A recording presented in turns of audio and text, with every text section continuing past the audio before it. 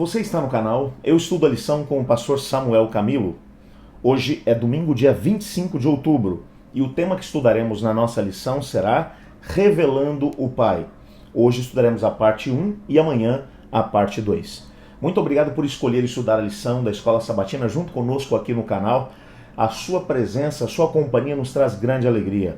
Não se esqueça de se inscrever no canal, de compartilhar o vídeo nas suas redes sociais e, ao mesmo tempo, aciona o sininho que tem aí no nosso canal para que você receba as notificações quando a gente colocar o vídeo aqui, quando a gente postar o vídeo aqui no canal. Aliás, todo dia tem vídeo aqui, ok? A lição é diária e todo dia tem aqui um vídeo para você. E a gente quer que você tenha a possibilidade de poder saber quando a gente vai estar aqui colocando.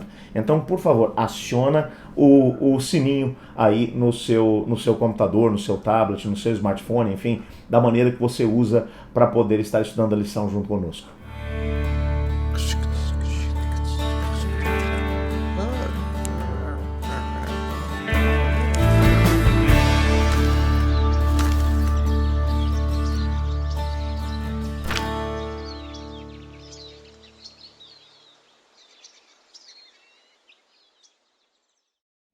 O texto base da nossa lição de hoje é Hebreus capítulo 1, versos 1 a 4. E se você me permite, eu gostaria de ler esse texto junto com você.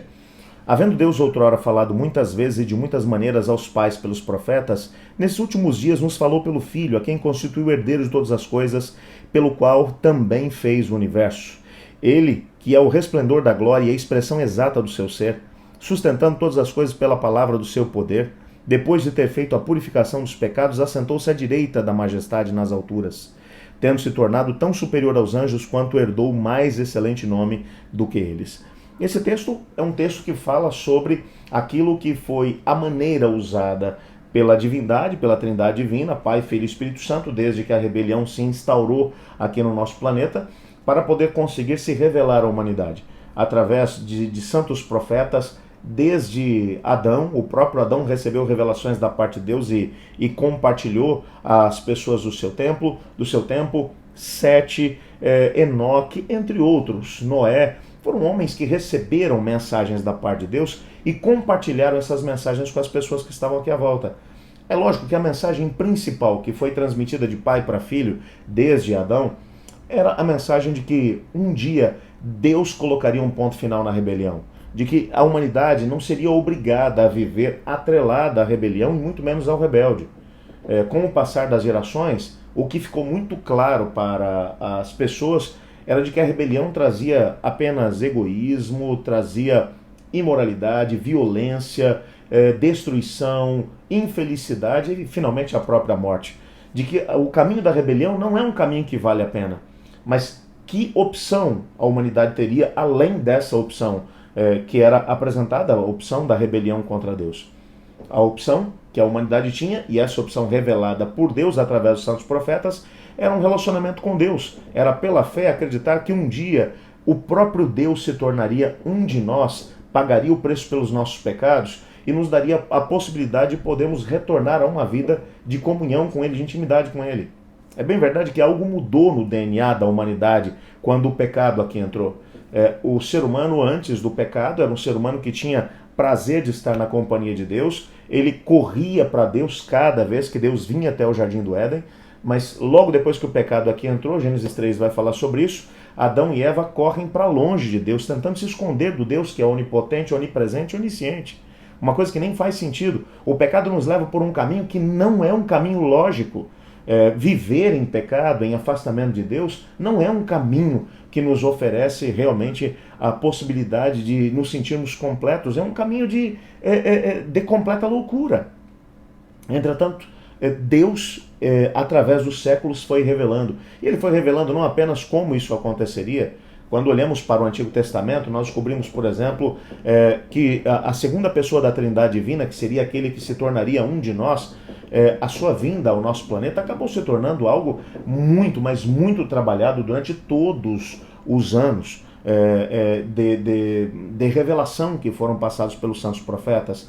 Por exemplo, foi mencionado onde ele nasceria, que a sua mãe seria virgem, e ele, portanto, seria fruto gerado do próprio Deus.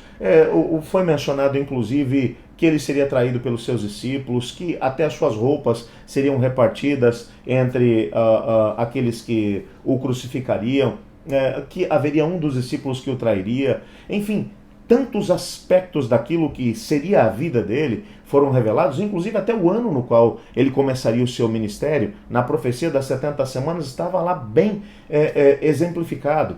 Não é à toa que Flávio José, o historiador judeu, vai mencionar que nos dias da chegada de Jesus, algo em torno de 200 pessoas se auto-intitularam Messias. Ou seja, junto com Cristo Jesus havia mais 199. Por que tanta gente ao mesmo tempo? Porque havia uma profecia que mencionava que no ano 27 o Messias começaria o seu ministério e que 3 anos e meio depois ele morreria. Tudo estava muito claro na profecia das 70 semanas. Deus, portanto, através dos santos profetas, ele vai trabalhar, ele vai mostrar de forma bem clara aquilo que era o seu propósito para a humanidade.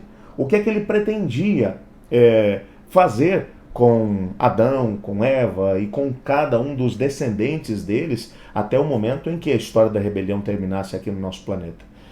Uma das principais razões pelas quais Jesus veio foi para poder mostrar o que Deus queria fazer com a humanidade. Deus não apenas queria salvar a humanidade e acabar com a rebelião. Deus queria fazer com que o ser humano tivesse a possibilidade de poder viver de novo aquela relação de intimidade com Deus cara a cara. É lógico que depois do pecado, a glória de Deus é tão grandiosa que seria capaz de fulminar o pecador se esse olhasse para a face de Deus. O indivíduo que chegou mais perto de ter uma experiência como essa foi o próprio Moisés, que enquanto esteve com Deus no monte, ele pediu ao Senhor: Senhor, deixa-me ver a tua glória. E o Senhor disse a ele claramente: se você ver a minha face, você vai morrer. Mas Deus o coloca numa fenda, coloca a mão diante dele, passa diante dele, ele tem a possibilidade de ver Deus pelas costas. E foi algo tão tremendo que quando ele desceu do monte, o seu rosto brilhava, resplandecia com a glória de Deus. Era algo realmente tremendo. Algo que o ser humano, agora depois de estar vivendo em rebelião contra Deus, não podia mais experimentar. Cristo, portanto, para vir revelar Deus, ele se reveste da humanidade. Nas palavras do apóstolo Paulo, na carta aos Filipenses, sendo em forma de Deus, não julgou por usurpação o ser igual a Deus, mas esvaziou-se a si mesmo, assumindo a forma de servo, e indo até a morte de cruz. Ele não apenas vestiu uma roupa de ser humano, mas ele misturou a sua natureza divina com a natureza humana. Como isso aconteceu? Meu amigo, eu não consigo explicar. Eu aceito pela fé. Como Deus que criou todo o universo, ele conseguiu misturar a sua essência divina com a essência humana? Não faço ideia. Mas o que eu sei é que ele fez. Ele conseguiu. E porque Jesus Cristo veio em forma humana, nós tivemos a possibilidade de poder entender como é Deus. Como é Deus? Ele veio e falou as palavras de Deus. Ele veio e conviveu com a humanidade como Deus queria conviver com a humanidade. E o mais interessante, Jesus estava sempre perto das pessoas. O tempo todo ele apresentado junto com as multidões, se compadecendo das multidões, chorando com a multidão, curando as pessoas, buscando o bem das pessoas, dizendo palavras que podiam elevar as pessoas, libertando-as do inimigo das nossas almas. E ele veio para poder nos mostrar quem é o Pai. Através da sua atitude, ele veio para poder mostrar: o Pai é assim. É assim que o Pai age. O Pai se importa. As pessoas agora tinham a possibilidade de poder entender como era a Trindade Divina, Pai, Filho e Espírito Santo, porque agora eles tinham a possibilidade de conviver com Deus. Porque a segunda pessoa da Trindade Divina havia se tornado um de nós. O Cristo agora era um de nós. E através dessa revelação, nós tivemos a possibilidade de poder compreender um pouquinho de como é Deus, Pai, Filho e Espírito Santo. Que revelação tremenda. Compreendemos tudo a respeito disso? Não. Gosto muito de uma citação de Ellen White no livro Educação, onde ela diz que durante toda a eternidade estaremos estudando o amor de Deus, e em alguns momentos da eternidade teremos um vislumbre e diremos assim: opa, agora consegui entender quem é Deus e o seu amor. E Deus se aproxima de nós e abre um novo horizonte para ser descoberto. Nós nunca esgotaremos a essência de quem é Deus e de como esse amor se demonstrou na nossa experiência, porque é algo realmente inimaginável. Eu quero agradecer a Deus por essa experiência, por Cristo Jesus. Vamos orar juntos? Obrigado, Senhor, porque em Cristo nós temos a possibilidade de entender quem é Deus.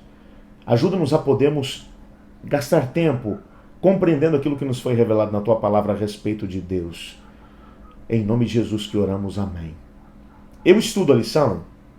E você?